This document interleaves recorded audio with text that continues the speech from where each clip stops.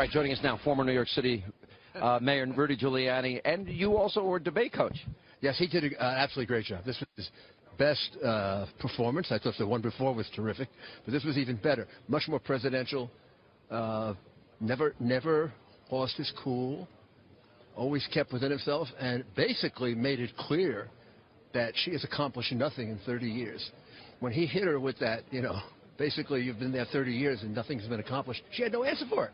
Because there is no answer for it. And he basically made it clear that she's not qualified to be president because she should be in jail, which we all know.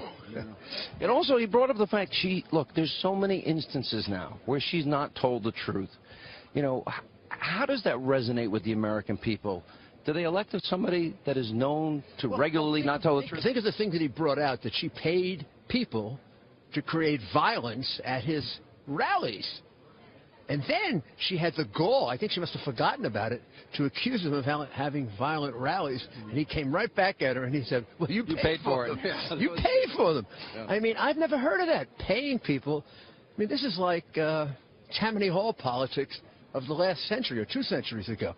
And I thought also Chris Wallace did a good job of keeping them on the issues, and that's where we really win. It's clear that his program of lower taxes, renegotiating bad trade deals, a growth economy is a heck of a lot better than a big government economy. And it worked for Reagan. It worked for Kennedy. What she wants to do hasn't worked for Obama. I thought Wallace pointing out that she basically wants to do Obama stimulus 2. Well, look what stimulus 1 did for us. Yeah. And the hemispheric answer was pretty profound, too. I thought Chris obviously had done his research when he talked about the open hemisphere. That's 600 million people. Absolutely right. Absolutely right. He's talking. She, unfortunately, all those WikiLeaks things came out, and it's clear that she's in favor of a global government. Yeah. That's what she wants: open borders, open trade, and she said a hemispheric government. And the reality is, she wants to basically bankrupt us. Her answer to everything is, she's going to tax the rich, tax the rich, tax the rich. By the 3rd time she said tax the rich, we ran out of rich. We got into middle class. By the 5th time, we were talking about poor people. She's going to tax everybody. You know what really stood out to me tonight, and I agree with you. I thought Chris Wallace did a good job in keeping it on substance. But what stood out to me is how dramatic the choice is. The differences here are profound. Yes.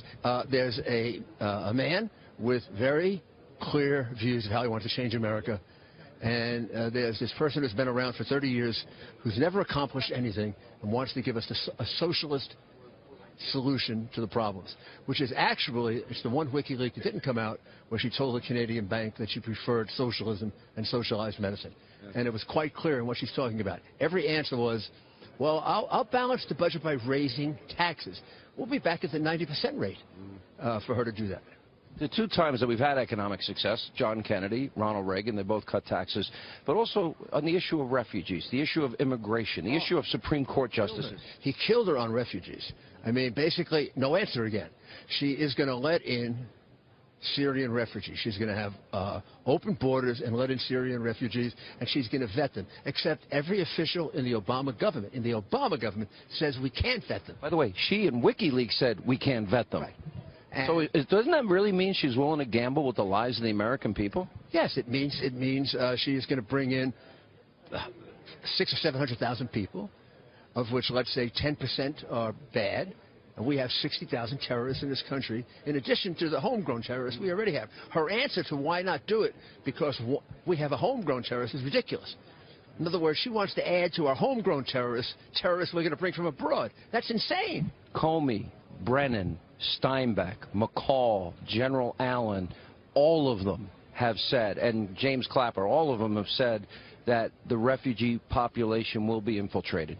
Yes, there's no question it will be. Not only that, Baghdadi has said it.